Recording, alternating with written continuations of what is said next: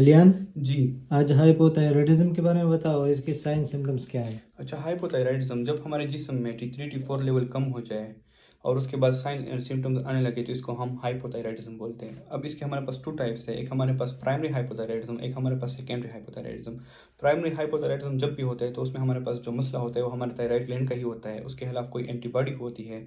और जब भी TSH आता है हमारे पिट्यूटरी से और वो जो है ना हमारा थायराइड वो T3 T4 पैदा नहीं करता और इस तरह फिर हमें हाइपोथायराइडिज्म हो जाती है। सेकेंडरी हाइपोथायराइडिज्म में हमारे पास मसला जो होता है वो हमारे पास पिट्यूटरी का होता है, वो TSH रिलीज़ नहीं कराता और जब TSH रिलीज़ नहीं होता तो हमारा थायराइड ग्लैंड जो है वो स्टिमुलेट नहीं होता और जब वो स्टिमुलेट नहीं होगा तो T3 T4 नहीं बनेंगे और इस तरह फिर हमें हाइपोथायराइडिज्म हो जाएगा।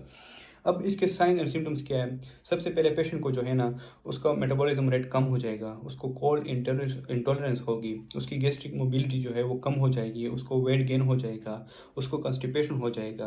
अगर वो फीमेल है उसको यूटेराइन ब्लीडिंग हो जाएगी और उसकी लिबिडो जो है ना वो कम हो जाएगी, उसको हाइपोथायराइड मायोपैथी हो जाएगी जिसकी वजह से क्रेटिनिन काइनेज जो है ना वो इंक्रीज होगा और साथ में इसको कार्पल टनल सिंड्रोम भी हो सकता है।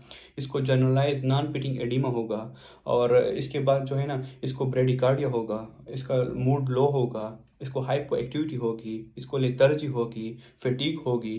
तो ये हमारे पास जो है ना साइन एंड सिम्टम्स है पेशेंट के। इसमें हमारे पास हाइपर कोलेस्ट्रोलिमिया होगा क्योंकि हमारे पास LDL रिसेप्टर जो है वो कम हो जाते हैं और जब LDL रिसेप्टर कम हो जाए तो हमारे ब्लड में जो है ना हाइपर कोलेस्ट्रॉल हो जाता है, कोलेस्ट्रॉल ज़्यादा हो जाता है। कैसे मालूम करेंगे कि इस बंदे को हाइपोथायराइडिज्म है वो प्राइमरी है या सेकेंडरी है? तो हम TFTs करेंगे, थायराइड फंक्शन टेस्ट। उसमें अगर हमारे पास TSH ज़्यादा है और T3 T4 कम है, इसका मतलब है कि हमारे पास प्राइमरी हाइपोथायराइडिज्म है क्योंकि TSH ज़्यादा है वो एज अ फीडबैक ज़्यादा हुआ है क्योंकि T4 और T3 कम है और बॉडी जो है ना बार बार हमारे हाइपोथैलेमस ब्रेन को स्टिमुलेट कर रही है कि हाइपोथायराइडिज्म है। अगर हमारे पास जो TSH लेवल है वो भी कम है, T3 भी कम है, T4 भी कम है, तो इसका मतलब है कि हमारे पास ये सेकेंडरी हाइपोथायराइडिज्म है क्योंकि हमारे पिट्यूटरी में ही मसला है, वो TSH रिलीज ही नहीं कर रहा।